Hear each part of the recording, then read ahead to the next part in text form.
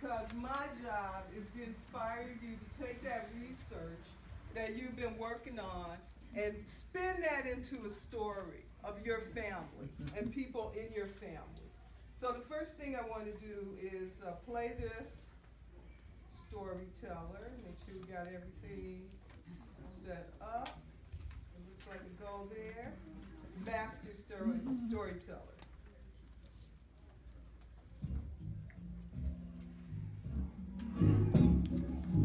We're gonna review the story to sister. From Mary and Martha, they had a brother named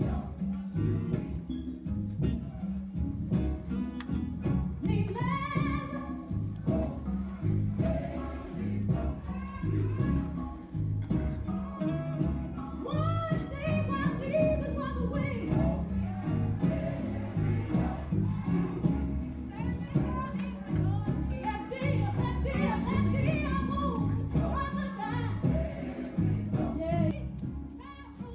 So after you get this research, you go do it. When I completed 20 years of research, you know who I was researching that for? Me. It was all for me. Because there were certain things I did not know and I did not understand about my family, about the way we operated, the way we related to one another. And I didn't know, I wouldn't say I didn't know who could answer my questions, but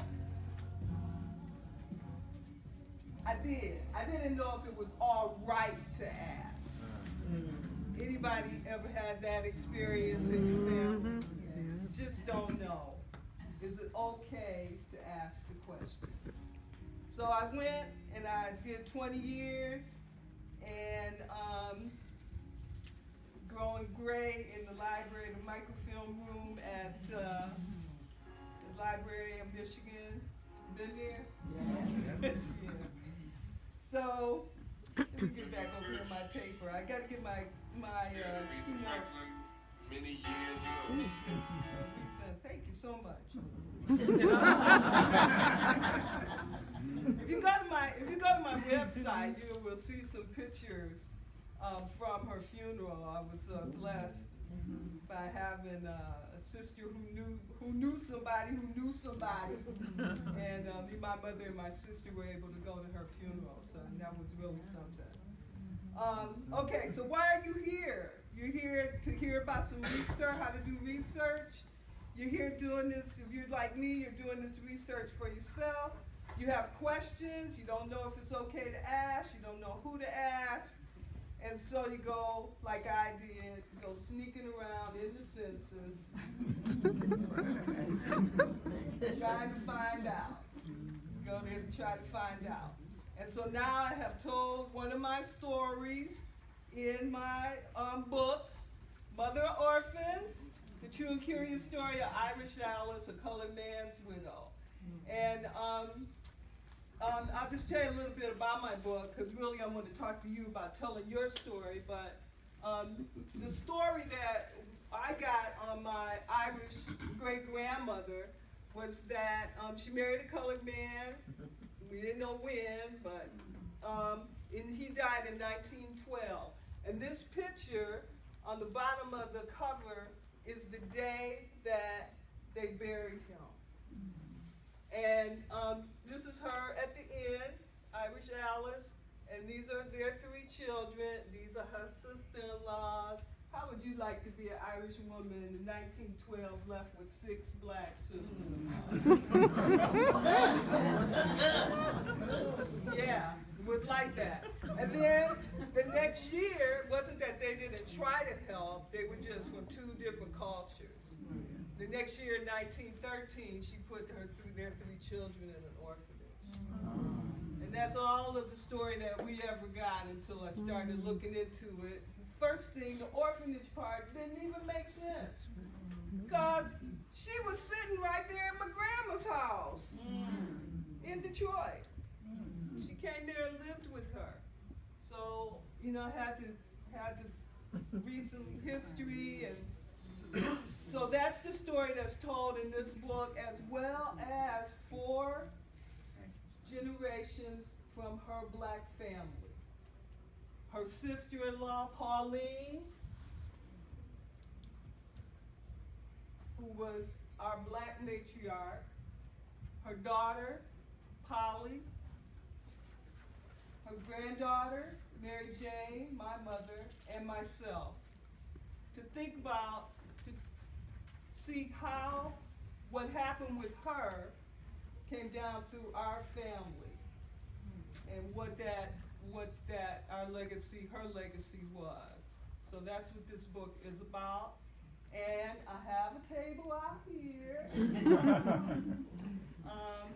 If you would like to stop by and take a look at my book and buy it, I would appreciate that very much. Okay, so that's that. So let's talk about these stories. So what can we do but tell our stories? Who doesn't tell stories? It's the most natural thing that humans do. We're telling our stories every day in every way. You're doing the research in the documents that tell your story. So if you're going to do that, you may as well tell the story in a way that people are going to be able to understand it and enjoy it. So let's tell them. Either recite them like the African griots of old, or write your story down and share it in the more European way. Why are we interested in our stories? Because we have questions, that's why. Toni Morris has said, I write books to answer questions. Why are we trying to find these stories? So we can tell them, even if it's just to ourselves. So we can tell them. Why are we telling our stories? Because they're valuable, and they are ours alone.